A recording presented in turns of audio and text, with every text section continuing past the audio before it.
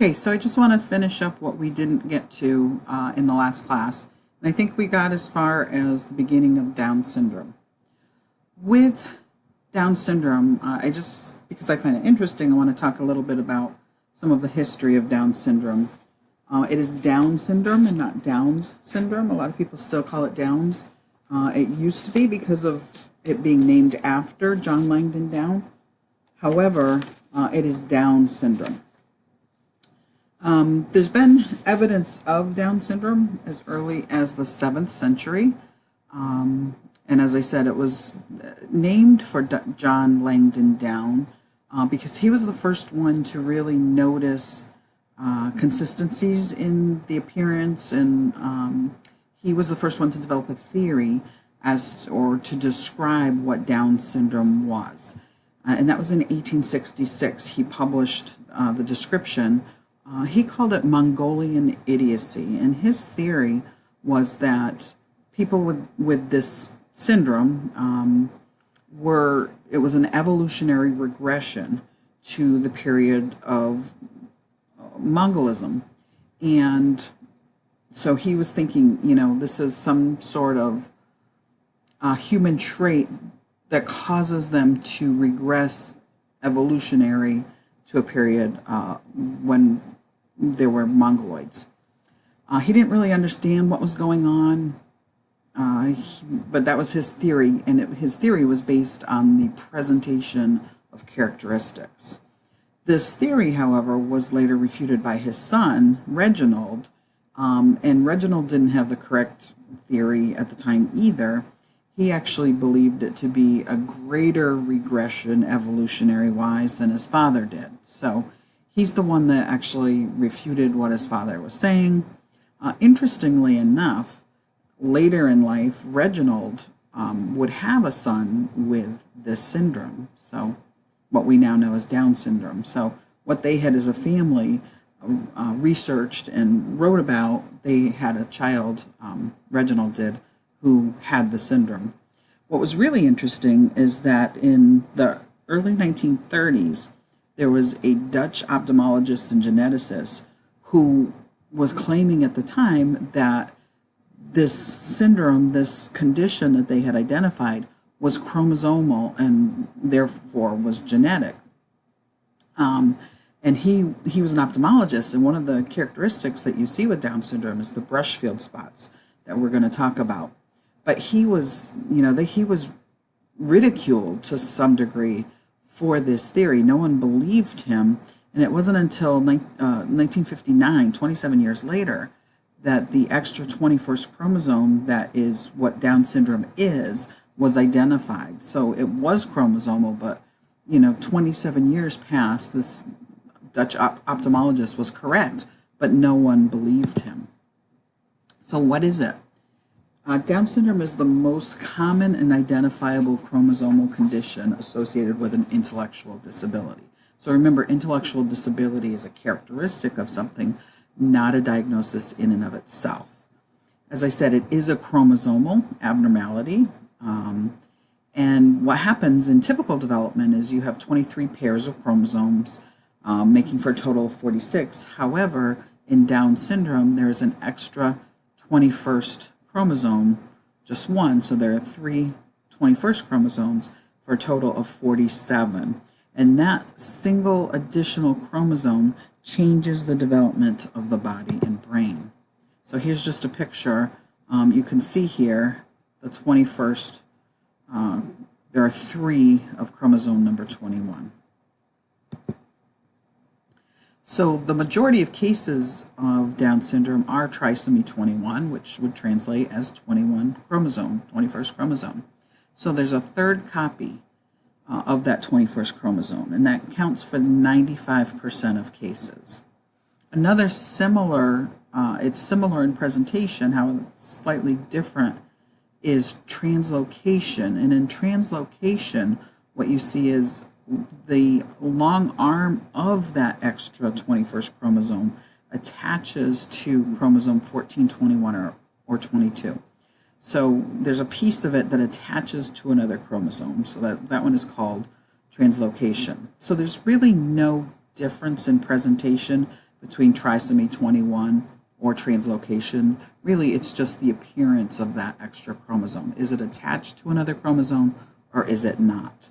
So these two together account for 99% of the cases of Down syndrome. Then there's also mosaicism, in which that is a little bit different in that some of the Down syndrome cells are interspersed with more normal cells, typical cells. So think of that 21st chromosome. Now there are some normally developing cells and some Down syndrome cells. So as you might expect, because there are some typical cells within that chromosome, the functional impairments in the presentation are less severe than in the trisomy 21 or translocation. So these people generally have IQ scores that are 10 to 30 points higher. They don't have as many of the medical complications that we're going to talk about. So this is the least significant in terms of impairment, but it only counts for about 1% of the incidence of Down syndrome. So we don't really know the etiology of Down syndrome. You've probably heard that it's older parents, and to some degree that's true, but it's a skewed data because the percentage of people having children at older ages is much lower than people of younger childbearing years. So when they say your chance of having a child with Down syndrome in your 40s is X percent, what they're saying is out of all of the births that happen of parents in their 40s, it's that percentage, not out of all of the births. So in actuality, the larger number of children born with Down syndrome is parents of typical childbearing years. So that's a little bit skewed. It's a misperception. It's only is higher because there are fewer people having children in that age range. There's also been correlations with, environmental teratogens. There's some genetic piece to it. If you've had a previous child with Down syndrome, you're more likely to have another child with Down syndrome. There is a correlation with if there's a mother with Down syndrome giving birth to a child with Down syndrome. However, pregnancy is generally pretty rare. A woman with Down syndrome does get her period. She can bear children, but it's very rare that she will. On the other hand, men with Down syndrome generally do not father children. So that's just one of the other interesting pieces. So there are a lot of things that they think causes it, but nothing has been definitively identified. What does it look like? They actually base the diagnosis of Down syndrome on specific characteristics, and not all of the characteristics that you might think about. One of the interesting things is the dermatoglyphic patterns, and those are the loops, arches, and whorls on your big toes and your fingers. So I'm going to hold that one for a minute because there's a whole lot of research that's gone on with regard to the dermatoglyphic patterns of people with Down syndrome. Another major one is the convergence of the three palmar ridges. If you look at a typical hand, you'll see you have the three ridges. In people with Down syndrome, on one, if not both of their hands, what you see is what we call the simian crease. So you see here, they don't have the three lines. They have more of one line and then a second line. So this is called the simian crease. And that makes it difficult for tasks like finger opposition. So that's a movement that we need for, both fine and gross motor activities. So one of the things you see is people with Down syndrome have difficulty with fine motor tasks, really, particularly ones that require precision.